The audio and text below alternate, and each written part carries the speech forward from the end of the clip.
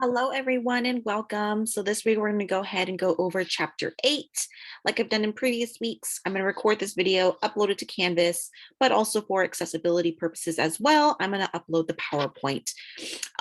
You are still responsible for chapter 8. I pretty much recommend, because I pull, I think the most important things out of the chapter, but go ahead and review the entire chapter, but you can go ahead and kind of glance over all of the stuff that I'm going to go over in this video. No need for you to completely read the chapter, especially since I am pulling the main ideas. Just kind of follow along with this PowerPoint. And if you see a section looks familiar, you can go ahead and skip it. And those sections that I don't go over this PowerPoint, that's when I would recommend spend a few extra minutes reviewing. But okay, I'm going to share my screen and then we're going to go ahead and get started. So just bear with me. Here we go. Okay. Chapter 8, this is listening more than meets the ear. So listening is a lot more complex than we think than just, even now you're listening to me, but are you really hearing me? And that is not a deep philosophical question. That's the point of this chapter. Listening and hearing are two different things, okay? So listening. So not only is listening the most frequent form of communication, but listening is also as important as speaking in terms of making relationships work. We can speak all that we want, but we need to be able to listen, to comprehend what the other person is saying. That's how we understand, and that's how we make our relationships work. And that's what the next bullet point says. Listening in terms of interpersonal communication is the process of making sense of other people's messages, okay? And there actually is a science between hearing and listening. One of the sections that I won't go over in this PowerPoint that's in your chapter is like mindful listening and mindless listening. There are two different things, but hearing is the process which sound waves strike the eardrum. And that's just us hearing the noise. But listening is when our brain is actually processing those noises and it gives the noise meaning. People can hear all the time without actually listening to someone. But listening actually is a process that consists of 5 elements. And we're going to go over those 5 elements right now. First is hearing. This is more than just mindless listening. There are actually some in physical or neurological reasons why people cannot hear properly. People who are hard of hearing, who probably have some type of cochlear implant. There are multiple reasons why people are not able to hear. So that can impact the listening process. Attending. This is when we filter out all of those messages. So we're taking in so many messages, we're listening and hearing so many things, but our needs, desires, and interests determine what is attended to. Pretty much how I like to think of it is think of it as you're on a first date. You're listening to that person carefully because you want to get to know them. You want to know if they're going to be a good match, if this could be a good relationship. That's where attending comes into play. Understanding is one of the elements. This is when we try to make sense of a message. Now, it is actually possible to hear something and attend to a message, but you're not understanding it at all. I like to think of this as when I was like in undergrad and I'm in lectures and I'm listening to this professor and I know it's so important. I'm not understanding a single word they're saying. That's where understanding comes into play. The last 2 elements are responding and remembering. So responding is when, as we just went over, nonverbal communication. That's the observable feedback we give to the speaker. A sign of good listening is nonverbal behaviors. So that's when we're like keeping eye contact or reacting with facial expressions. That shows that we are listening and responding to the speaker. And then remembering, that is the ability to recall information. But in today's age, our age, we process so much information every day, it's becoming harder to remember. But also, like I mentioned with hearing, there can also be physical and neurological reasons why people cannot remember. People with depression, science shows that people with depression, it actually impacts their memory. People with depression, forget very easily because of the neurological things that are going on in their brain. It impacts that side of their brain that stores memory. So it's those things that we just have to be mindful about. So there are challenges when it comes to listening.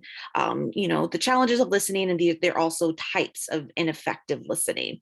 So pseudo listening, which I just think is a fancy word for you're pretending to listen. And I'm sure you've seen it in the movies. You might have even done it yourself. You're listening to someone, you're like, uh-huh. Yeah, totally. You're not really listening, you're just pretending to listen.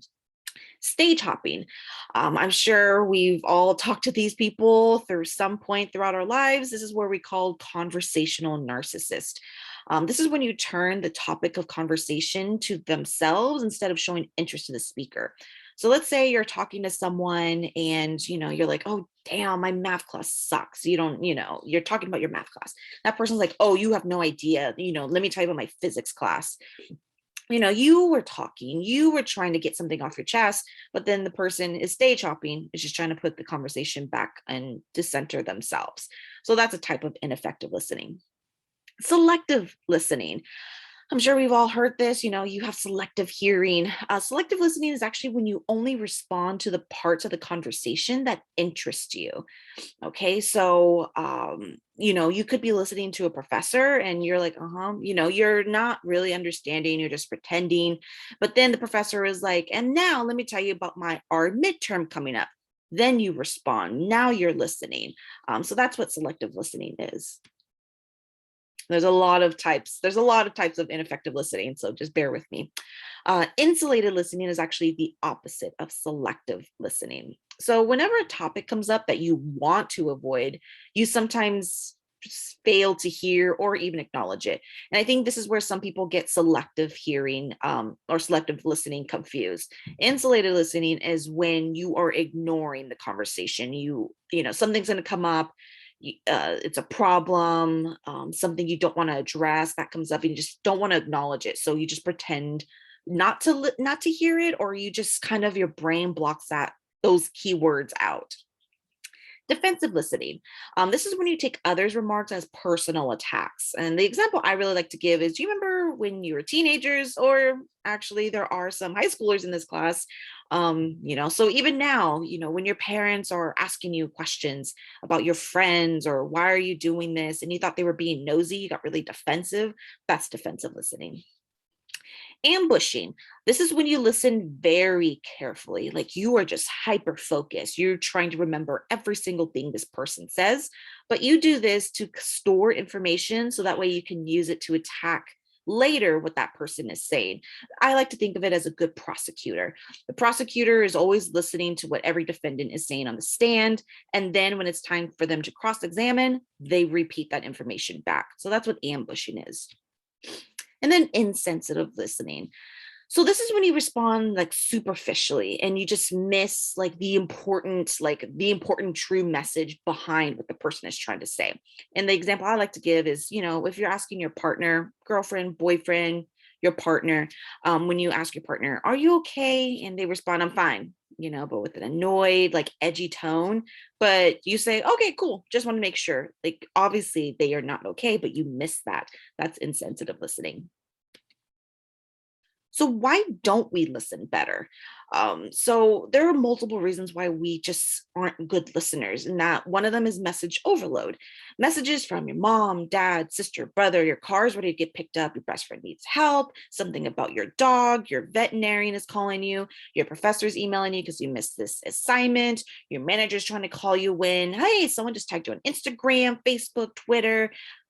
It's a lot. There's a lot of messages, and that's just in our everyday lives. There's still the media, we're watching TV, movies, we're listening to the radio, we're listening to podcasts. There's so much, and it's information overload. We can't process that much information. So we're bound to miss some things. Preoccupation.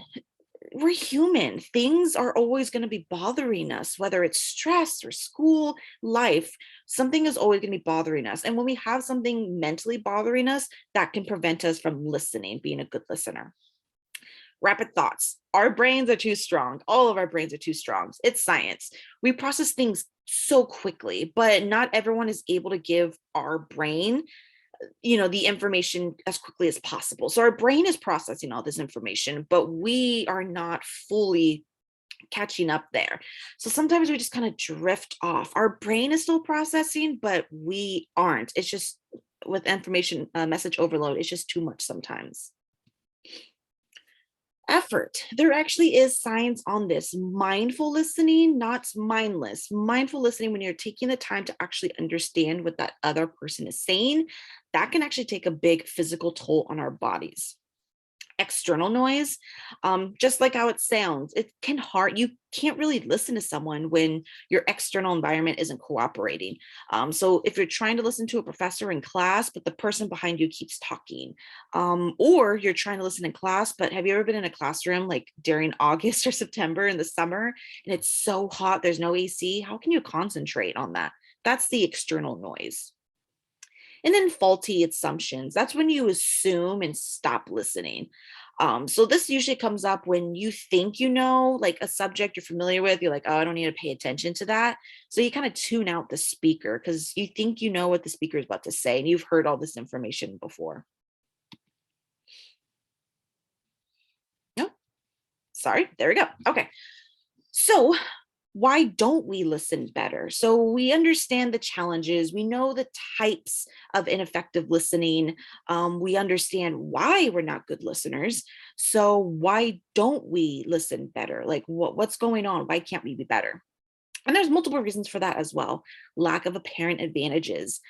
Because some people believe that there's more to gain by speaking than listening. And this is usually where needing to get the last word in. And there's so many quotes, so many leadership books on this about being a good listener is actually going to get you farther. That's actually going to help you understand, have more successful relationships. But the majority of the population doesn't really understand that. So we think speaking is the best way to communicate and the best way to get what we want. Lack of training, actually. We're in a communication class, we're in interpersonal communication, but there's no listening class. There's no official training on how to be a better listener. So it's all kind of something we have to pick up socially, read books. Even now in this lecture, this is the only way we can really learn how to be a good listener.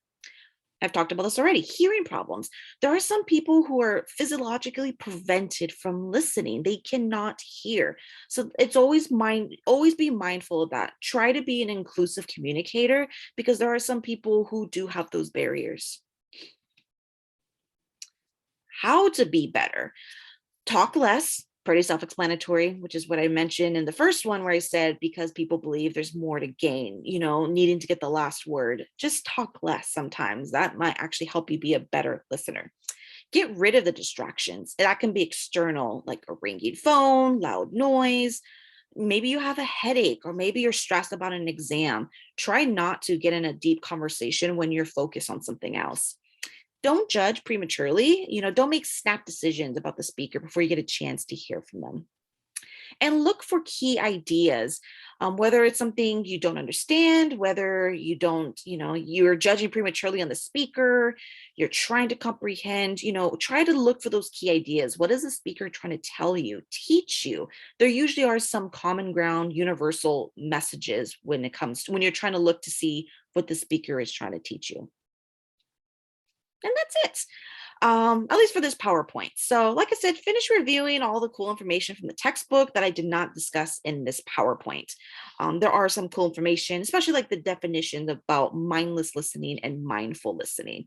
So I'm going to stop sharing my screen now.